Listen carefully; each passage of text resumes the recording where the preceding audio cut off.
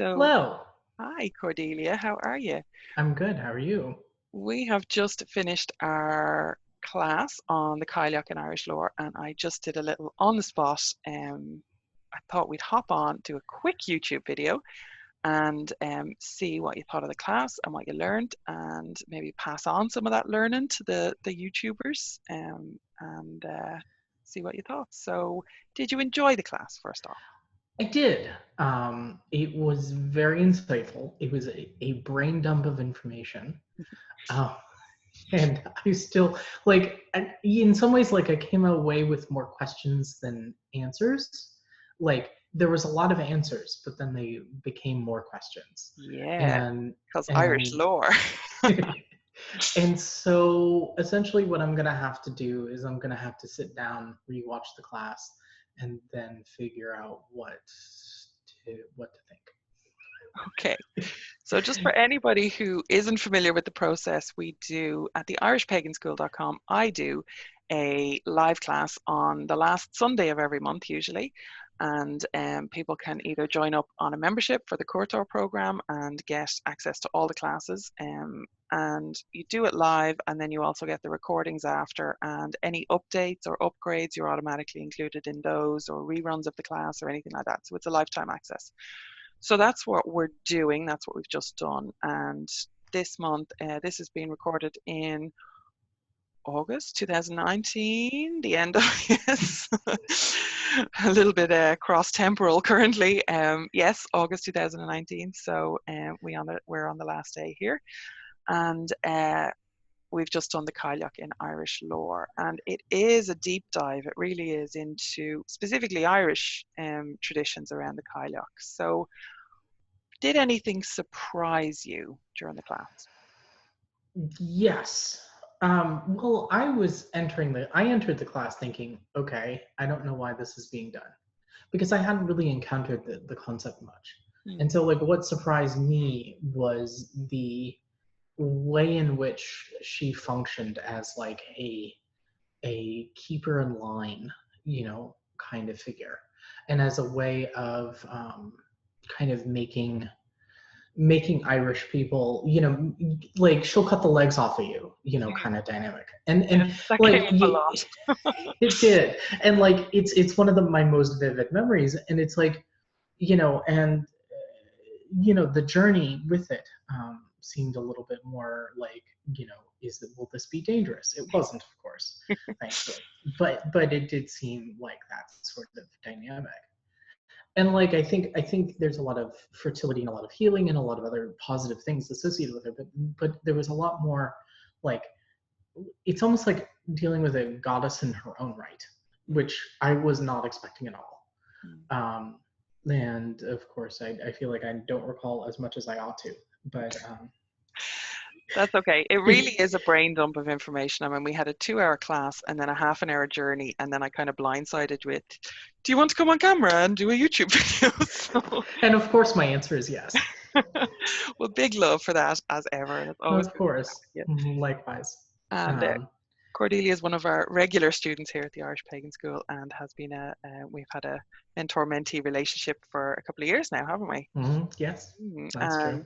Actually, we have a Your Irish Connection video here on Yeah. YouTube with an interview with Cordelia as well, which you might be interested in. Yeah. There's so that.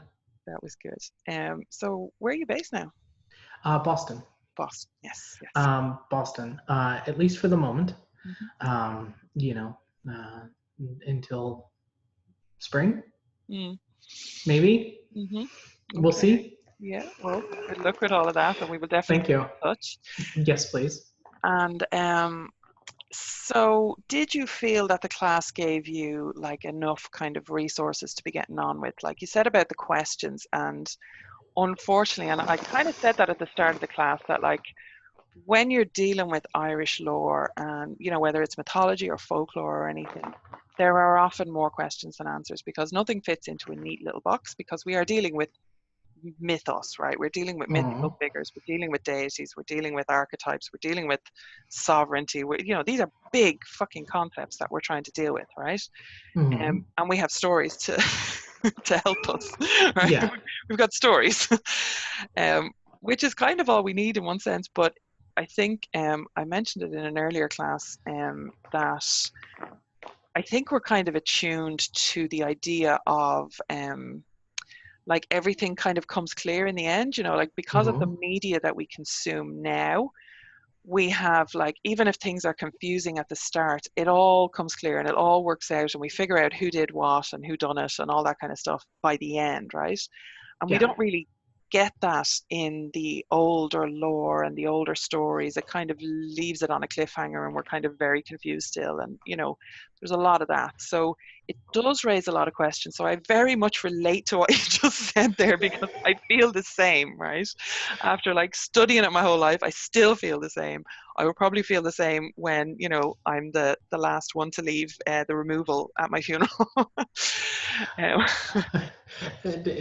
Well, and that, the last one to leave removal at your funeral feels like very Cailleach to me right now. mhm.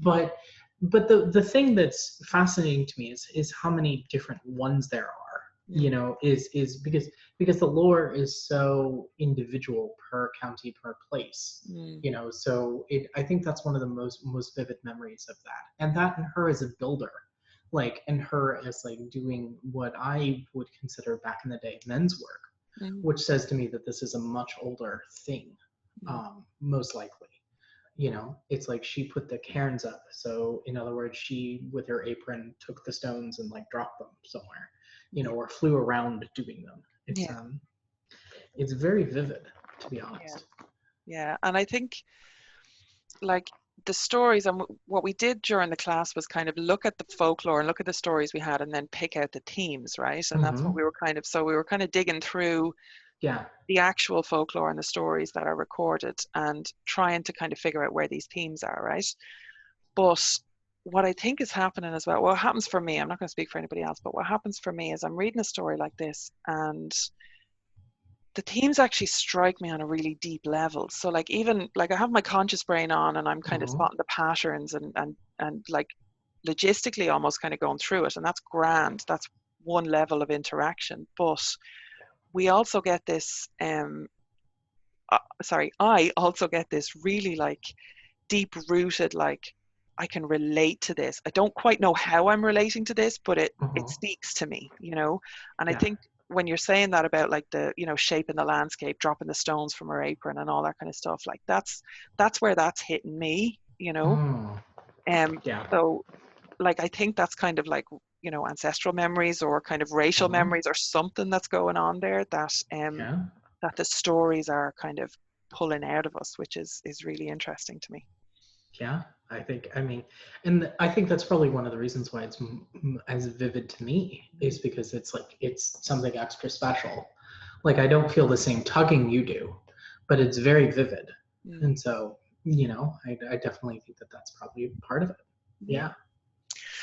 Okay, so is there anything that you didn't like or, were not kind of like I know that some of it, as you said, there was more kind of questions sometimes. Now, I just want to be clear, like that the class does answer a lot of questions, right? It Like, really does. yeah, It really does. it's not just throwing a whole heap of bullshit at you and leaving you to figure it out, right?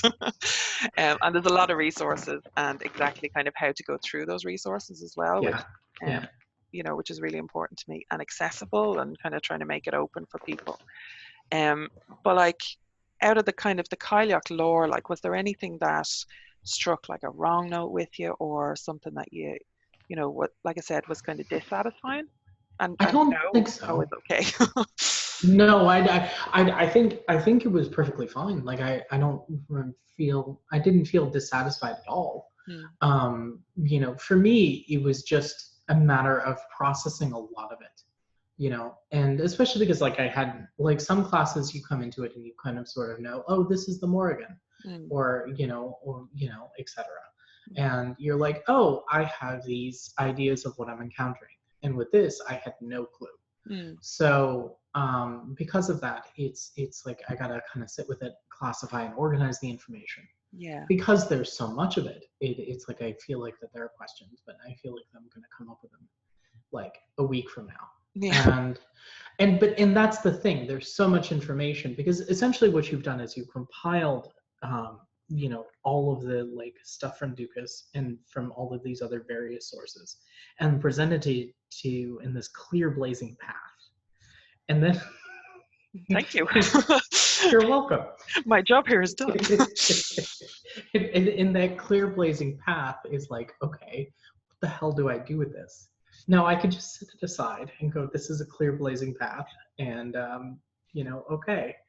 But if I actually want to process it, I need to, shall we say, reap and winnow, and do all sorts of other harvest metaphors.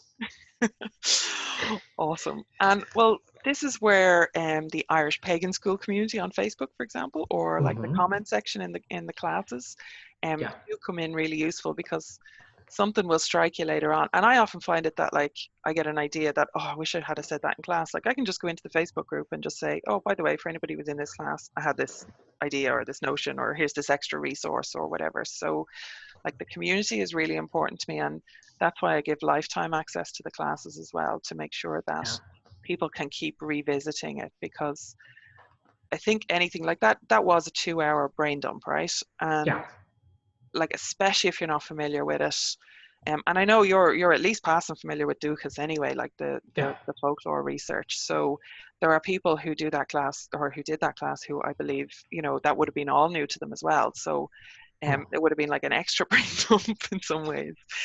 And like that's all okay, but it's really important to me that you have access to kind of keep going through that, and support and resources and all that for ongoing learning, because it is a lifetime's work, right? Yeah. Well, and not only that, in that blazing path, you've compiled it of many sources, but then you've also given context to those sources. So I think that's the key thing that's really important, is that context. And so for me, it like one of the things when you're like assimilating all of this, it's like there's pieces of context you're going to miss the first time around. And so definitely that lifetime access is super useful. Yeah. Okay. Well, we can leave it there, because it is nearly midnight here in Ireland. Yes. I finish my classes, and thank you so much for your time. You're welcome. And I'm going to throw a link to the class in the comments below, so people can go and check it out and enroll if you'd like to, obviously, and it's all there. And you can just go and check out the Irish Pagan School generally, because there are both free and paid classes up there. And there is a 21-day Learn the Lore challenge, which might be a nice one to start if you're interested in lore generally. It's a good one to start with. So it's up there and it's all free. So do go and check out those links. And again, Cordelia, thank you so much. You're very welcome. Thank Thank you. And slán go fóill. Slán go fóill.